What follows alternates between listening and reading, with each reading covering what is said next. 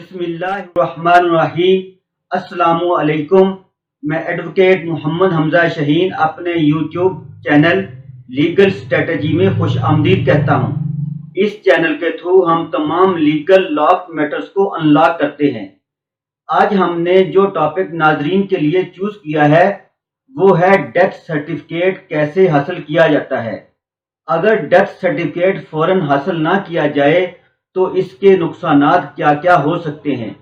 Video शुरू करने से पहले मेरे चैनल को सब्सक्राइब कर दें और बेल आइकॉन को भी प्रेस कर दें ताकि जो भी फ्यूचर में लेक्चर अपलोड हो उसका बर वक्त नोटिफिकेशन आप हजरात को मिल सके। तो व्यूअर्स, अल्लाह ना करे किसी का फैमिली मेंबर फोत हो जाए तो उनको डेथ सर्टिफिकेट फौरन बनवाना चाहिए। जिंदगी में कभी ना कभी आपको फोत शुदा मेंबर की डेथ सर्टिफिकेट की हर हाल में ज़रूरत होती ही रहती है, क्योंकि लीगल इश्यूज को हल करने के लिए डेथ सर्टिफिकेट का होना बहुत ही ज़रूरी होता है। तो अब हम इसके 12 पॉइंट बना लेते हैं। नंबर 1, डेथ सर्टिफिकेट की ज़रूरत और अहमियत। किसी के एहसास इमरजेंसी कैश प्रोग्राम में अगर रकम आती है, आपने नादरा में डेथ सर्टिफिकेट रजिस्टर्ड नहीं करवाया, नादरा ने मरने वाले बंदे का आईडी कार्ड कैंसिल नहीं किया तो एहसास इमरजेंसी कैश प्रोग्राम के पैसे आपको नहीं मिलेंगे, क्योंकि अहलियत कैंसिल नहीं हुई। नंबर 2, किसी का वालिद या वालदा या घर का ओनर इस जहाने फानी से चला गया है, आपने अभी तक डेथ सर्टिफिकेट नहीं बनवाया तो आपका करीबी रिश्तेदार जिसको ये पता है कि इन्होंने अभी तक मुतवफ़ी का डेथ सर्टिफिकेट नहीं बनवाया तो वो जालसाजी करके आप लोगों की ज़मीन अपने नाम करवा सकता है और बाद में यही कहेगा कि मुतवफ़ी ने मुझे ये ज़मीन बेची थी तो इस वजह से ये ज़मीन मेरे नाम पर है। तो मुतवफ़ी के लीगल हेयर्स अदालत में हारम फोरम पर हार जाएंगे क्योंकि डेथ सर्टिफिकेट अभी तक इन्होंने नहीं बनवाया। नंबर 3, डेथ सर्टिफिकेट नादरा से बनवाना चाहिए या यूनियन काउंसिल से या म्यूनिसिपल कमेटी से।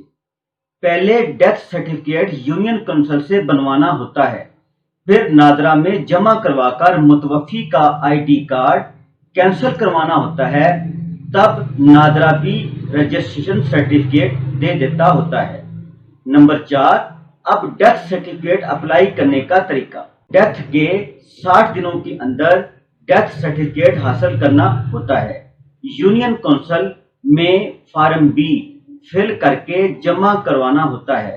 ये फार्म यूनियन काउंसिल से मिल जाता है और ये फार्म बुनियादी मरकज़े सेहत, जचा बचा सेंटर और सरकारी हॉस्पिटल से भी मिल जाता होता है। नंबर 5, जिस डेट को डेथ हुई है और डेथ की रीजन बिल्कुल ओरिजिनल लिखनी है और तारीख भी बिल्कुल एग्जैक्ट लिखनी है जिस तारीख को मुतवफ़ी इस जहाने फानी से चला गया है।